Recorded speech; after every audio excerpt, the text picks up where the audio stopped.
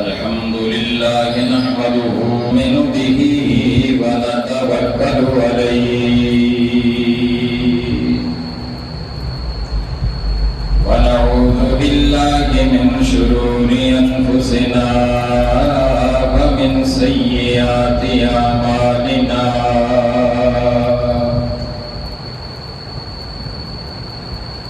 من يهده الله فلا مضل له ومن يضلله فلا هادي له ونشهد أن لا إله إلا الله وحده بوحدة لا شريك له ونشهد أن سيدنا ومولانا محمدا عبده ورسوله أما بعد فأعوذ بالله من الشيطان الرجيم بسم الله الرحمن الرحيم يا أيها الذين آمنوا لا تتخذوا بطانة من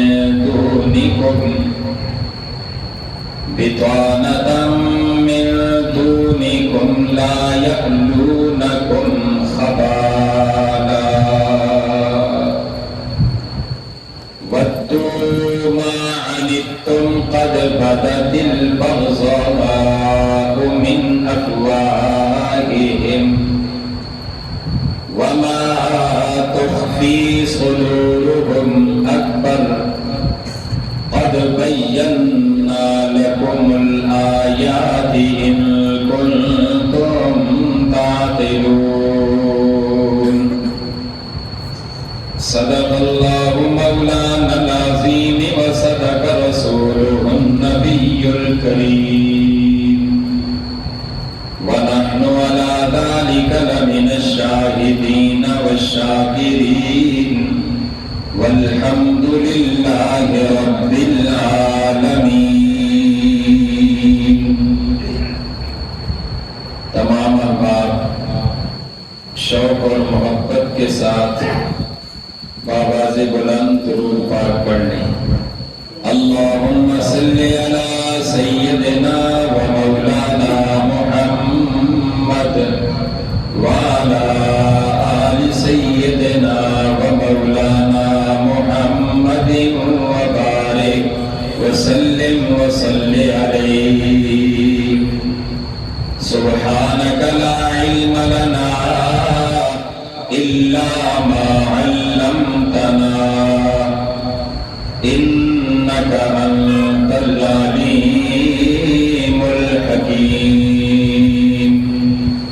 رب اشرح لي صدري ويسر لي أمري واحلل عقدة من لساني يفقهوا قولي. رب زدني علما رب زدني علما رب زدني علما.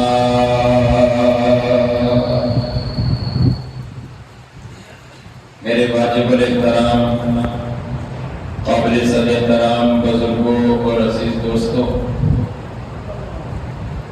قرآن مجید فرقان حمید کا چوتھا پارہ سورہ آل عمران کی ترتیب کے ساتھ چند آیات کریمہ آپ کے سامنے تلاوت کی. رب تعالیٰ کی بارگاہ میں دعا کرتا ہوں مجھے حق اور سچ کہنے کی، پھر ہم سب کو اس پر عمل کرنے کی توفیق عطا فرمائے. ان آیات کے اندر اللہ تعالیٰ نے ایمان والوں کو مخاطب فرما کر ایک حکم ارشاد فرمایا، اور وہ حکم یہ ہے جس کا تذکرہ اشارتاً گزشتہ آیات میں بھی گزر چکا ہے۔ اے ایمان والو، اپنے علاوہ جو غیر مسلم بالخصوص یہود و نصارہ ہیں، انہیں اپنا دوست نہ بناؤ، اپنا رازدان نہ بناؤ۔ اس کے اندر بہت سی خرابیاں پیدا ہوں گی اگر تم ان کو اپنا رازدان بناؤ گے۔ یہ انشاءاللہ آگے چل کر آئے گا۔ تو یہاں پر اس کی وجوہات میں سے ایک بڑی وجہ جو بیان کی گئی ہے وہ یہ ہے کہ اے مسلمانوں، اے ایمان والو، غیر مسلم بالخصوص یہود و نصارہ یہ تمہاری بھلائی کے اندر خوش نہیں ہے۔ یہ چاہتے ہیں کہ تم ہمیشہ پستی میں رہو، ہم یہود و نصارہ تمہارے اوپر عروج پر رہیں، اور اللہ یہ فرماتے ہیں کہ اے ایمان والو تمہیں عروج ملے، یہود و نصارہ تمہارے ماتحت رہیں۔ تو قرآن کے اندر ارشاد فرمایا یا ایھا الذین آمنوا،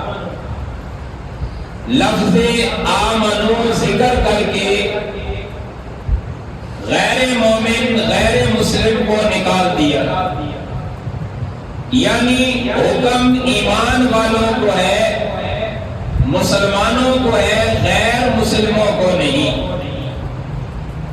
تو فرمایا یا ایھا الذین آمنوا، اے ایمان والو، لا تتخذوا بطانة من دونکم۔ مفسرین نے لکھا بطانہ رازدان کو کہتے ہیں۔ انسان جو کوٹ پہنتا ہے، اس کوٹ کے اندر جو استر لگا ہوا ہوتا ہے اسے عربی میں بطانہ کہتے ہیں۔ تو بطانہ کا معنی رازدان، چھپی ہوئی چیز۔ لہذا ایمان والوں اپنوں کے علاوہ دوسروں کو رازدان نہ بناؤ۔ واضح فرمایا لا تتخذوا بطانة من دونکم، اپنے لوگوں کو رازدان بناؤ۔ مومن مومن کا رازدان ہوتا ہے، مسلم مسلم کا رازدان ہوتا ہے، مسلم غیر مسلم کا رازدان نہیں بن سکتا، اس لیے کہ دونوں میں بڑا فرق ہے۔ لہذا ایمان والوں کو واضح حکم یہ ملا کہ غیروں کو بالخصوص یہود و نصارہ کو اپنا رازدان نہ بناؤ۔ یہاں مفسرین نے ایک واقعہ لکھا، ذوق ہو تو میں اسے بیان کروں، ذرا جا کر کہیں سبحان اللہ۔ مفسرین کرام فرماتے ہیں مدینہ کے اندر دو بڑے قبیلے آباد تھے، یعنی کہ اوس اور خزرج۔ اوس اور خزرج دونوں اسلام سے پہلے مشرک تھے، شرک بھی کیا کرتے تھے، اور بھی بڑی بڑی باتیں تھیں، لیکن اللہ کو منظور یہ تھا، رب تعالیٰ نے ان کو ہمت عطا فرمائی، اللہ نے ان کے دلوں پر مہربانی نازل فرمائی، اور یہ اوس اور حضرت دونوں قبیلے میرے آقا علیہ الصلوۃ والسلام کے دین پر عمل کرنے لگے، اور حضور پاک کے ہاتھ پہ ہاتھ رکھ کر کلمہ پڑھ کے میرے نبی کے صحابہ بن گئے۔ پہلے اوس اور خزرج ہوا کرتے تھے، پہلے مشرک ہوا کرتے تھے، پہلے اسلام کے خلاف ہوا کرتے تھے، لیکن جب میرے آقا کے قریب ہوئے رب نے ان پہ جب ان پہ اللہ مہربان ہوئے، دونوں غم کی دولت سے مالا مال فرمایا اور دونوں مسلمان بن کر میرے نبی کے صحابہ میں شمار ہو گئے۔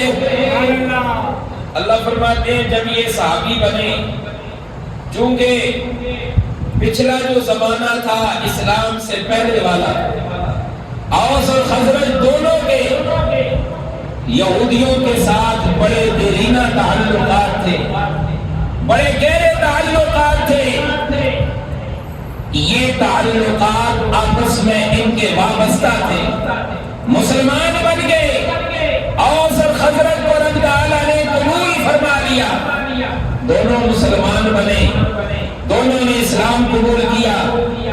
اب جو پرانے تعلقات ہیں وہ تو ان کے قائم ہیں۔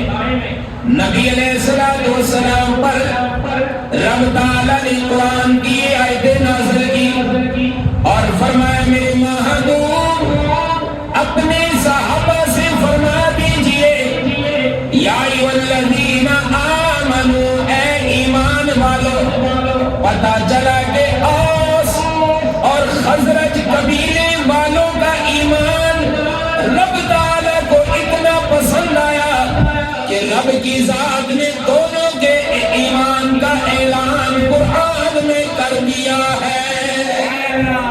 فرمایا اے ایمان والو، اوس اور خزرج والو، لا تتخذوا بطانة من دونکم، جو تمہارے پرانے تعلقات تھے، جو تمہارے آپس میں دونوں کے دوستانہ ماحول تھا، لا تتخذوا بطانة من دونکم، وہ تو اسلام سے پہلے تھا، جب تم مسلمان بن گئے، جب تم نے کلمہ پڑھ لیا، اب تمہارے اپنے نبی پاک اور نبی پاک کے صحابہ کیا کو سبحان اللہ، اللہ نے اشارہ کر دیا ایمان قبول کرنے کے بعد تمہارے اپنے ایمان والے اگر غیروں کو اپنا بناؤ گے تو قرآن اس کی اجازت نہیں دے گا۔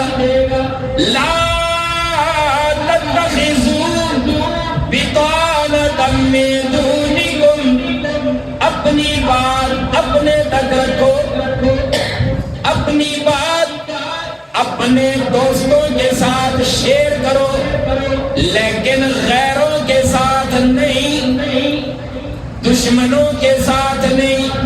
وہ جو یہود و نصارہ کے ساتھ تمہارے پہلے کے تعلقات تھے وہ تمہارے اپنے نہیں، تمہارے غیر بن گئے۔ اس کی وجہ مفسرین کرام نے لکھی ہے، ایک وجہ یہ بیان فرمائی کہ دونوں کا آپس میں تعلق تب قائم ہو سکتا ہے، بڑی وجہ کہ جب دونوں کے نظریات ایک ہوں، دونوں کے نظریات، زور سے دونوں کے نظریات ایک ہوں۔ قرآن نے کہا مومن اور غیر مومن، یعنی صحابہ کرام اور دشمنان اسلام دونوں کے نظریات ایک نہیں ہیں، دونوں مختلف ہیں۔ ان میں سے ایک نظریہ لیتے ہیں، ذرا جا کے آپ کو سبحان اللہ، اللہ فرماتے ہیں ایک نظریہ میرے آقا کے صحابہ یہ اللہ کو وحدہ لا شریک مانتے، میرے نبی پاک علیہ السلام کے صحابہ یہ اللہ کی توحید کے قائل ہیں، اور یہ جو غیر مسلم ہیں یہ کبھی ایک در پر کبھی دوسرے در پر، دونوں کا نظریہ ہی نہیں ملتا، لہذا دونوں کے تعلقات بھی کبھی ایک نہیں ہو سکتے۔ قرآن نے نصیحت کر دی ایمان والو، یہ جو غیر مسلم ہیں بالخصوص یہود و نصارہ یہ کبھی بھی تمہارے نہیں ہو سکتے، یہ تمہارے اپنے نہیں ہیں، یہ جتنا مرضی تمہارے قریب ہونے کی کوشش کریں، اس لیے کہ ان کے نظریات تمہارے نظریات سے نہیں ملتے، نمبر 1 لا یألونکم خبالا، قرآن نے کہا یہود و نصارہ کبھی بھی کمی نہیں کریں گے، ان کی کوشش یہ ہے کہ مسلمانوں کے اندر فساد برپا ہو۔ یہودی یہ چاہتا ہے، نصرانی یہ چاہتے ہیں مسلمان آپس میں لگ جائے، مسلمان آپس میں ان کا فساد پیدا ہو جائے۔ جب مسلمانوں کے بارے میں یہودی یہ ذہن رکھتا ہے، عیسائی یہ ذہن رکھتا ہے کہ مسلمان آپس میں ایک دوسرے کے دست و گریبان ہو، بتلاؤ یہ تمہارے ہو سکتے؟ جا کے بولو نہیں ہو سکتے۔ اس لیے قرآن نے شروع میں کہا اے ایمان والو غیروں کو اپنا رازدان نہ بناؤ، تمہارے راز تمہارے اپنے تک رہے، غیروں کی طرف لے کر نہ جاؤ۔ پہلی وجہ لا یألونکم خبالا، یہود و نصارہ تمہارے اندر فساد برپا کرنا چاہتے۔ یہ تو قرآن کی بات ہے جو آج سے 1450 سال پہلے قرآن نے بتایا تھا۔ آج ہر مسلمان جانتا ہے یہود کی کوشش یہ ہے مسلمان آپس میں لڑے، اور دیکھ لیا جائے اس زمانے میں مسلمان آپس میں دست و گریبان ہے۔ چاہیے یہ امت مسلمہ آپس میں ایک پلیٹ فارم پہ جمع ہو اور سارے ایک دوسرے کے پیچھے پڑیں۔ قرآن نے شروع میں کہہ دیا اس کی بنیادی وجہ یہ ہے غیروں کے ساتھ دوستی نہ رکھو، تمہاری دوستی اپنوں کے ساتھ ہو۔ دوسری بات ودو ما عنتم، ودو ما عنتم، وہ غیر مسلم یعنی کہ یہود و نصارہ چاہتے یہ ہے کہ تمہارے اندر فتنہ برپا کر کے تمہارے اندر پستی لائی، چاہتے یہ ہے کہ تم خراب ہو جاؤ۔ آسان الفاظ میں یہودی یہ چاہتا ہے کہ تم پستی کا شکار رہو، مسلمان اوپر نہ جائیں۔ اللہ اور اللہ کے رسول صلی اللہ علیہ وسلم یہ فرماتے ہیں کہ مسلمان جب پورا 100% اسلام پہ عمل کرے گا تو دنیا کی کوئی طاقت اس مسلمان کو زیر نہیں کر سکتی۔ آج مسلمان اپنے رستے سے ہٹ چکا ہے، آج مسلمان ادھر ادھر بھٹک چکا ہے، آج مسلمان نے قرآن کا رستہ چھوڑ دیا ہے۔ قرآن نے تو کہا ایمان والو تم آپس میں ایک دوسرے کے رازدار ہو، اور آج مسلمانوں نے اپنا راز غیروں تک پہنچا دیا ہے۔ آج مفسرین نے لکھا دیکھ لیا جائے آج مسلم حکمران کتنی بڑی حکومتیں ہیں مسلمانوں کی، 50 سے زیادہ اسلامی ممالک ہیں، لیکن اپنے ملک میں اپنی بنیادوں پر اپنی ریاست پر ایک حکومت بھی بنیادی طور پہ عمل نہیں کر سکتی، وہ غیروں کے مشورے کے محتاج بنے ہوئے۔ قرآن نے کہا تم کیوں غیروں سے مشورے لیتے؟ قرآن نے تو کہا خود اللہ کے نبی پاک علیہ السلام سے بڑا تمہارا خیر خواہ کوئی نہیں۔ تم حضور کے دین کو دیکھو، حضور پاک علیہ السلام جب آپ مکہ سے ہجرت کر کے مدینہ تشریف لائے تو مدینہ آنے کے بعد آپ نے اسلامی سلطنت قائم فرمائی۔ جا کے آپ کو سبحان اللہ، ذرا زور کا آپ کو سبحان اللہ، اسلامی سلطنت قائم فرمائی، اور اس اسلامی سلطنت میں آپ نے اللہ کا قانون نافذ کیا، کسی غیر کو وہاں شامل نہیں کیا، اللہ کا قانون نافذ کیا ہے۔ ہر طرف کفر ہی کفر نظر آ رہا تھا، مدینہ کے اندر بھی یہودی آباد تھے۔ حضور پاک علیہ السلام نے فرمایا اے یہودیوں، یا تو جزیہ دے کر مسلمانوں کے ماتحت رہو، جسے کہا جاتا ہے ذمہ، یعنی اگر وہ جزیہ دے کر شرائط کے ساتھ مسلمانوں کی سلطنت میں رہنا چاہتے ہیں وہ اپنے اپنے دین پہ عمل کریں ایک حد تک، ان کو کوئی نہیں پوچھے گا، ان کی جان مال عزت و آبرو کی حفاظت اسلامی سلطنت کے اوپر ضروری ہے، یہ اللہ نے قانون بنایا ہے۔ لیکن اگر یہ یہود و نصارہ یا غیر مسلم اسلامی سلطنت کے ماتحت نہیں رہنا چاہتے، ان کو اپنی سلطنت سے نکال دو۔ حضور نے فرمایا اگر تم یہاں نہیں رہنا چاہتے مدینے کو خالی کرو۔ جا کے آپ کو سبحان اللہ، جب آپ نے مدینے کو خالی کرنے کا حکم دیا تو یہودیوں میں ہلچل مچ گئی، یہ کیا ہو گیا؟ حالانکہ حضور علیہ الصلوۃ والسلام مکہ سے ہجرت کر کے مدینہ تشریف لائے، یہاں اسلامی سلطنت قائم فرمائی، آپ نے کسی غیر سے مشورہ نہیں لیا، آپ نے اللہ کے قانون کو وہاں پہ نافذ فرمایا۔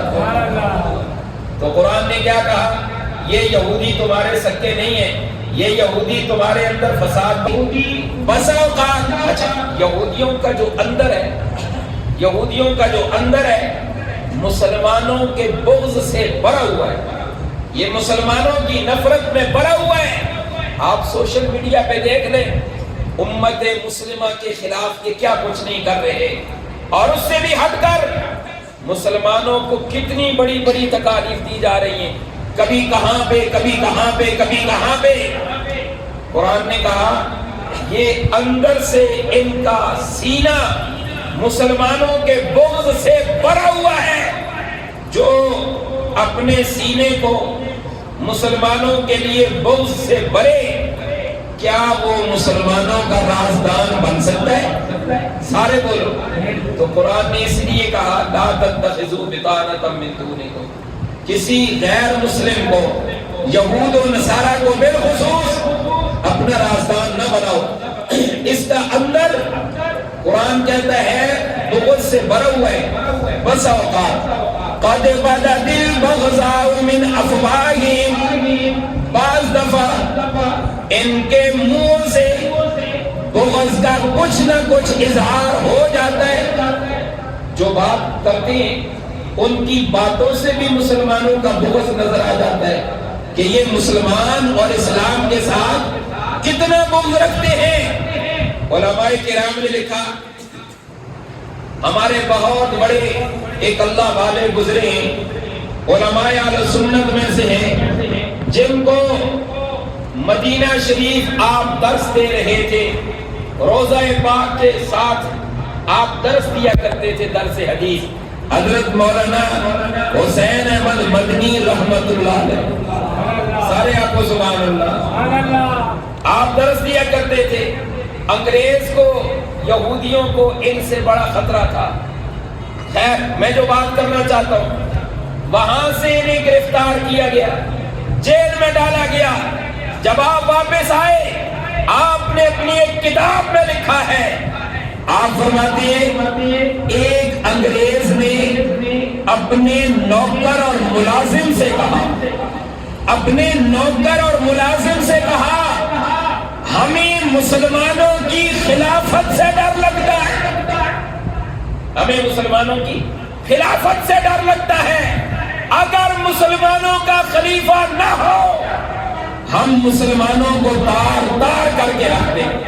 پتہ چلا جب تک امت ایک پلیٹ فارم پہ جمع تھی، جب یہ خلافت قائم تھی، اس وقت تک یہودی ان سے تھر تھرایا کرتے تھے، ان سے ڈرا کرتے تھے۔ جب اسلامی حکومت کا تختہ الٹا، آج تو برائے نام اسلامی حکومت نظر آتی ہے، بظاہر حکومت اسلامی ہے، اندر کا نظام غیر اسلامی ہے۔ قرآن و ایمان والو، اپنا رازدان اپنوں کو بناؤ، غیروں کو نہیں۔ لا تتخذوا بطانۃ من دونکم، اپنا رازدان اپنوں کو بناؤ، غیروں کو نہیں، اس لیے کہ یہ غیر ان کے دلوں میں مسلمانوں کا اور اسلام کا بغض ہے۔ بس اوقات ان کے بغض کا اظہار ان کی زبانوں سے بھی ہو جاتا ہے۔ دیکھ لیا جائے کبھی کہاں پر رسول اللہ صلی اللہ علیہ وسلم کی گستاخی، کبھی کہاں پر قرآن کی توہین کی جاتی ہے، کبھی کسی جگہ پر کسی صحابی کی توہین کی جاتی ہے، کسی جگہ پر کسی اللہ کے ولی کی توہین کی جاتی ہے۔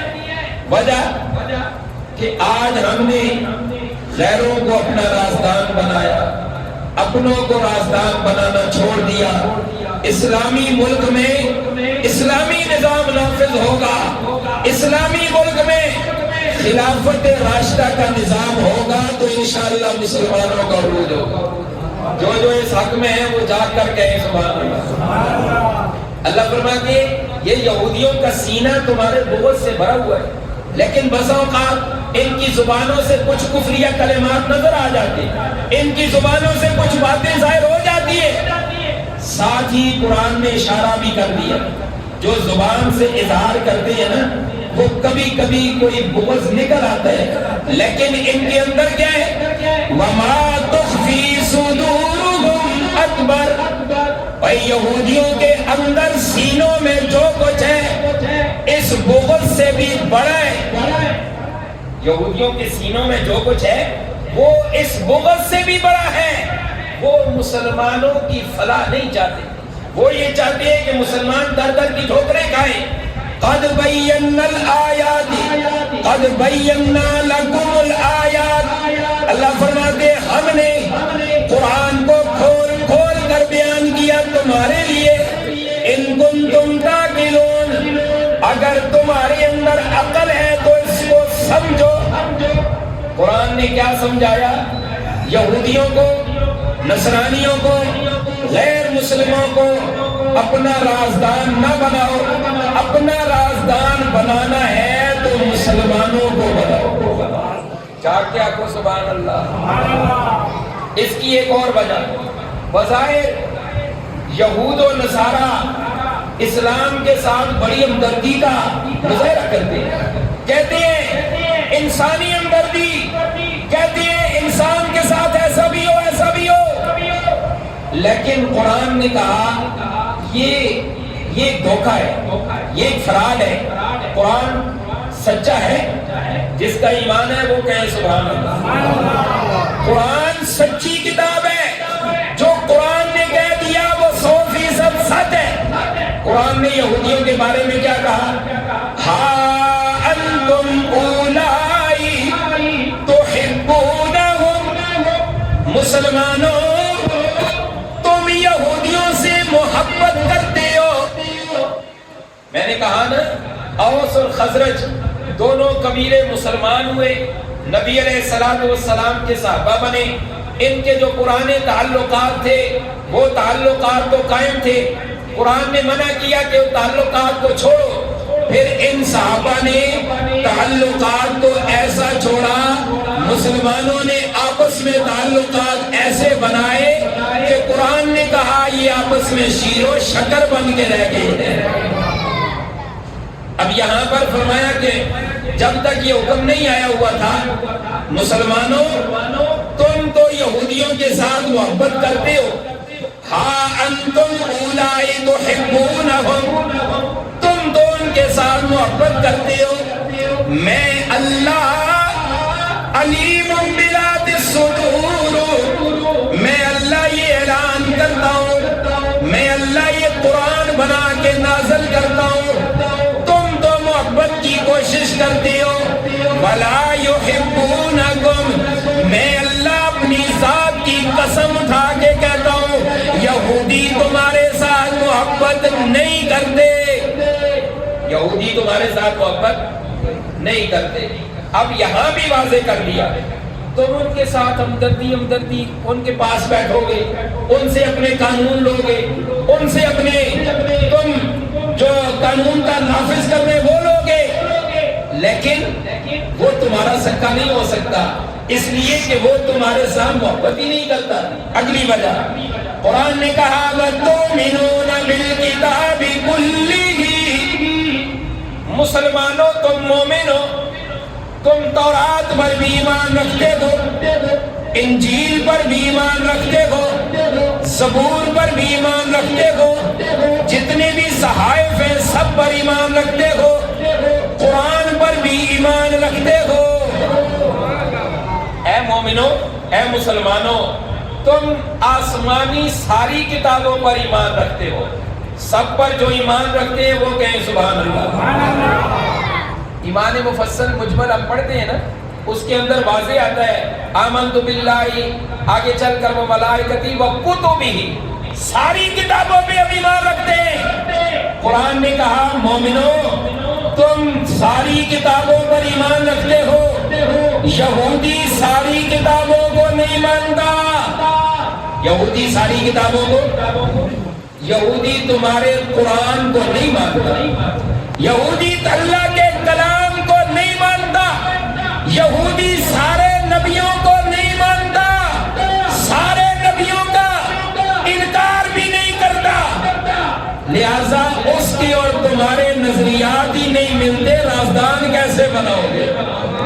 قرآن میں ایمان لاتے ہو ساری کتابوں پر، لیکن یہودی ساری کتابوں کو نہیں مانتا، دعویٰ کرتا ہے تورات پر عمل کرنے کا، نصارہ دعویٰ کرتے ہیں انجیل پر عمل کرنے کا، لیکن مسلمان ساری کتابوں کو مانتا ہے، تورات کو بھی مانتا ہے، زبور کو بھی مانتا ہے، انجیل کو بھی مانتا ہے، اللہ کی آخری کتاب کلام اللہ کو بھی مانتا ہے۔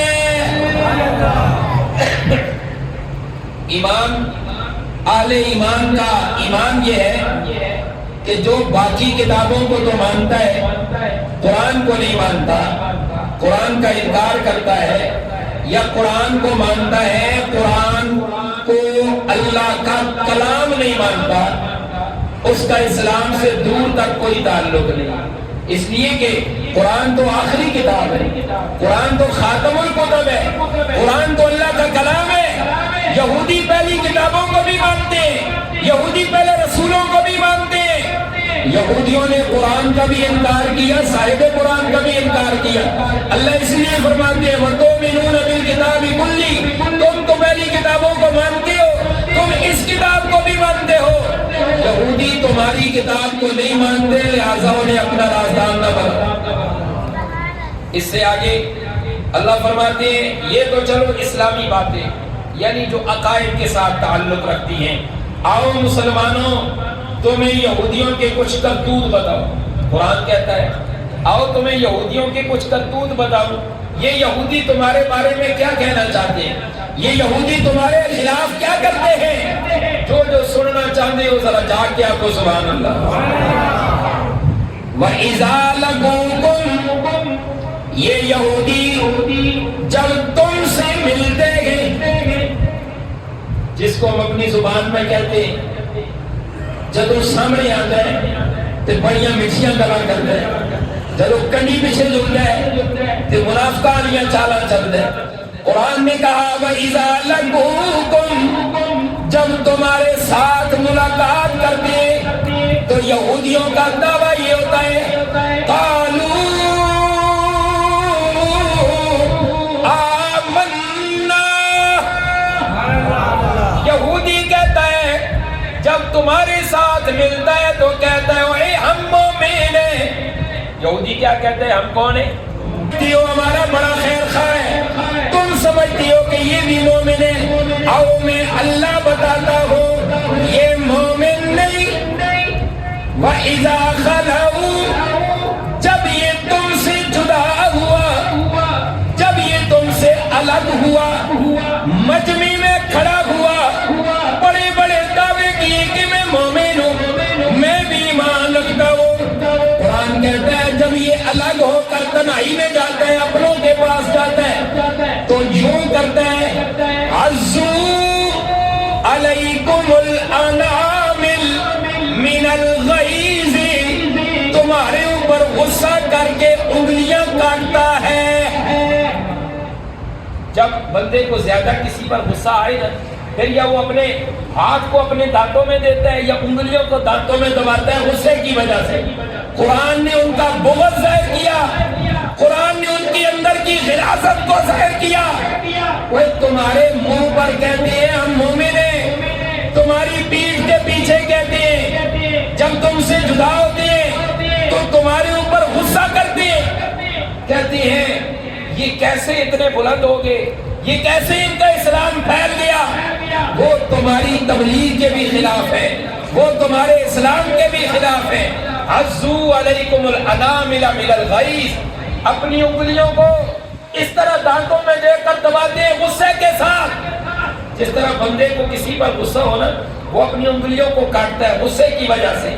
اب اللہ نے مسلمانوں کا دفاع کیا ہے، جا کے آنسو دے گی گل کرساں، جا کے آنکھوں زبان اپنی زبان میں چاکھاں دے تسی بہت سادے، تمہارے جب سامنے وہ آتا ہے تو کہتا ہے آمنا مومن ہے، اور جب تم سے جدا ہوتا ہے تو تمہارے اوپر غصے کی وجہ سے انگلیاں کاٹتا ہے، تم پھر بھی سمجھتے ہو کہ یہ بڑا ہی مومن ہے، میں اللہ تمہارا دفاع کرتا ہوں۔ یا اللہ کیسے دفاع کرو گے؟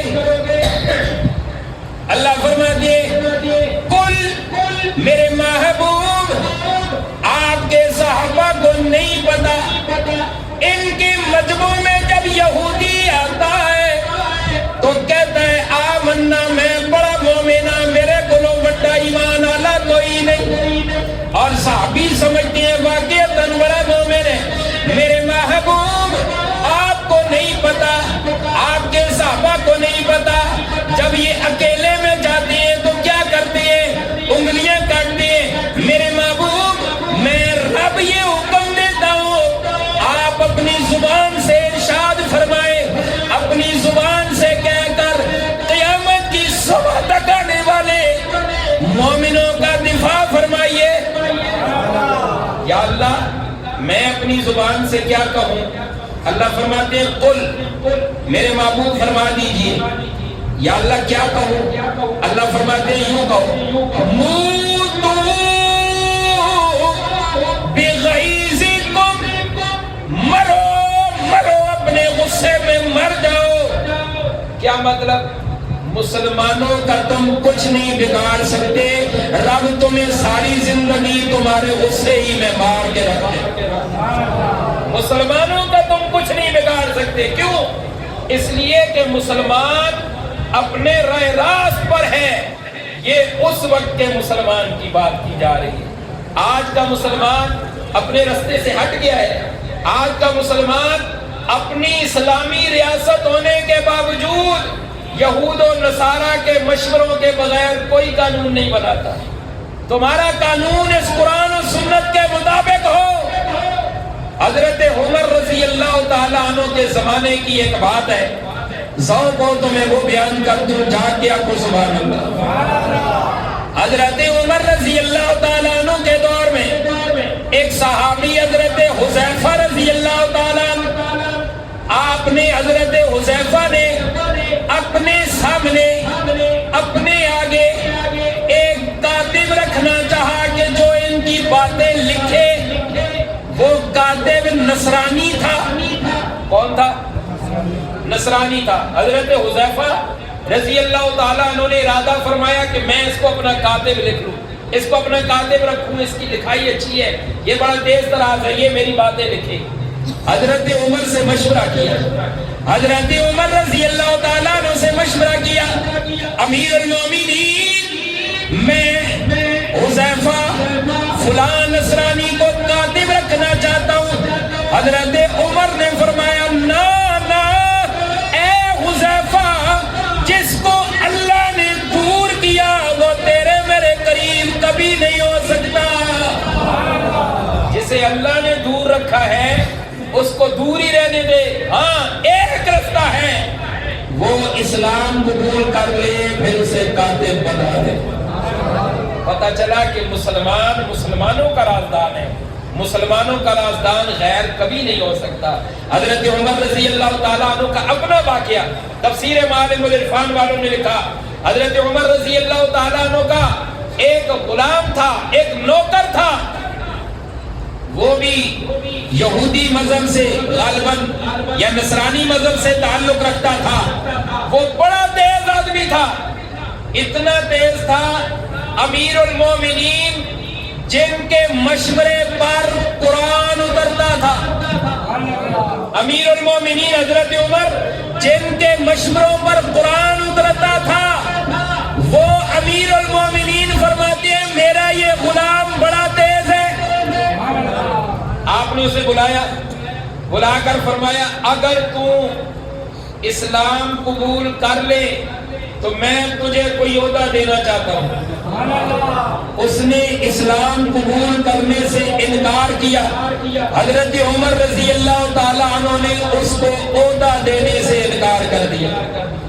فرمایا اگر تو مومن نہیں تجھے اسلامی سلطنت کا عہدہ نہیں مل سکتا، اسلامی سلطنت کا عہدہ اسی کو ملے گا جو اللہ اور رسول کا ایمانت دار اور ایمان لانے والا ہوگا۔ آپ کے بارے میں مفسرین نے لکھا جب آپ کو آپ کی آخری زندگی تھی، آخری وقت تھا، آپ نے پھر اپنے اس غلام کو بلایا، اسی کو بلا کر فرمایا ابھی بھی وقت ہے، اگر اسلام قبول کر لے میں تجھے فلاں عہدہ اسلام کا دیتا ہوں۔ اس نے پھر انکار کیا۔ جب انکار کیا حضرت عمر رضی اللہ تعالیٰ عنہ نے فرمایا کہ عہدہ تو دور کی بات ہے، آج عمر تجھے آزاد کرتا ہے، میری ماتحتی سے تو نکل جا، اس لیے کہ تو اگر اسلام قبول نہیں کرتا تو تجھے عمر بھی اسلام کا کوئی عہدہ نہیں دے سکتا، اسلامی سلطنت کا عہدہ نہیں مل سکتا۔ اس سے کیا پتا چلا کہ قرآن نے کہا وہ لوگ تمہارے اوپر غصے سے جلتے ہیں، قرآن نے کہا اللہ کے محبوب کو اے میرے محبوب علیہ السلام موتوا بغیظکم، ان سے فرمائیے اپنے غصے میں مر جاؤ۔ تم مسلمانوں کا کچھ نہیں کر سکتے، کیوں؟ اس لیے کہ مسلمان اپنے اصلی راز پر ہے۔ یہ اس زمانے کے مسلمانوں کی بات ہو رہی ہے، آج مسلمان اپنے اصلی رستے سے ہٹ چکا ہے۔ آج مسلمان اسلامی سلطنت، اسلامی حکومت کے فیصلے غیروں سے کروائے تو قرآن کہتا ہے یہ کبھی بھی کامیاب نہیں ہوگا۔ کامیابی کا رستہ چاہتے ہو تو اللہ اور اللہ کے رسول کے حکموں پہ چلنا ہوگا۔ ذرا جا کے آپ کو سبحان اللہ۔ اللہ کریم فرماتے ہیں میں تمہیں ان کے اندر کی باتیں بتاتا ہوں، ان اللہ علیم بذات الصدور، میں اللہ سینے کے رازوں کو جانتا ہوں، مجھے اللہ کو پتہ ہے ان کے اندر تمہارا بغض بھرا ہوا ہے، یہ تمہارے سکے نہیں ہو سکتے۔ ان کی ایک اور نشانی، ذرا جا کے آپ کو سبحان اللہ، ان تمسسکم حسنۃ، اے امت مسلمہ والو اگر تمہیں کوئی اللہ کی طرف سے بھلائی پہنچے تو تسؤہم، یہ برا مانتے، تمہیں اگر اللہ کی طرف سے کوئی اچھائی بھلائی پہنچے تو یہ یہودیوں کو چبھتی ہے، یہ برا مانتے ہیں۔ وَإِن تُصِبْكُمْ، اور اگر تم کو پہنچے سیئۃ، اللہ کی طرف سے کوئی آزمائش آ جائے، اللہ کی طرف سے کوئی تکلیف تمہارے اوپر آ جائے تو یفرحوا بہا، یہ اس پر خوش ہوتے۔ پتا چلا مسلمان تمہاری خوشی میں ناخوش ہے اور تمہاری ناخوشی میں خوش ہے، وہ اپنا ہو سکتا ہے؟ سارے بولو نہیں ہو سکتا۔ اس لیے اللہ فرماتے ہیں وَإِن تَصْبِرُوا، قرآن پہ عمل کرو، اللہ رسول کے حکموں پہ چلو، اور مسلمان اگر غیر تمہیں تکلیف پہنچاتا ہے وَإِن تَصْبِرُوا، صبر کرو، وَتَتَّقُوا، تقوی اختیار کرو، لا يَضُرُّكُمْ كَيْدُهُمْ شَيْئًا، اس کی تدبیریں تمہیں ذرہ برابر نقصان نہیں پہنچا سکتی۔ ان اللہ بما یعملون محیط، سارے اعمال کا احاطہ میں رب نے کیا ہوا ہے، کوئی عمل میں اللہ کے احاطے سے باہر نہیں ہے، میں اللہ جو چاہوں گا وہی ہوگا۔ لہذا اے ایمان والو مسلمان کو اپنا رازدان بناؤ، غیر مسلم بالخصوص یہود و نصارہ کو اپنا رازدان نہ بناؤ، اس لیے کہ وہ تمہارا سکہ نہیں ہے۔ جب رازدان نہ بناؤ، ہاں خوش اخلاقی یعنی اخلاق کے دائرے میں پیش آنا وہ الگ بات ہے، دوستانہ تعلق، اور اسی طرح جسے قرآن نے رازدان کہا یہ بنانا قرآن نے واضح طور پہ منع کیا ہے۔ اللہ ہم سب کو عمل کی توفیق عطا فرمائے۔ میرے ساتھ مل کر ذرا کرنے کی ایک بل لگانی ہے، مل کر زور کے ساتھ پڑھیے لا الہ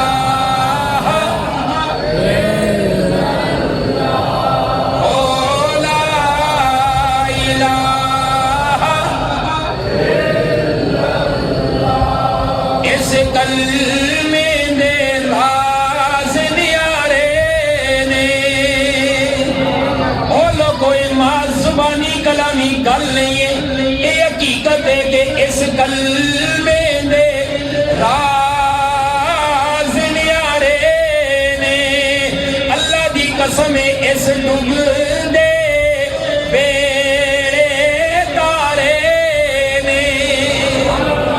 سانو دسیا مدینے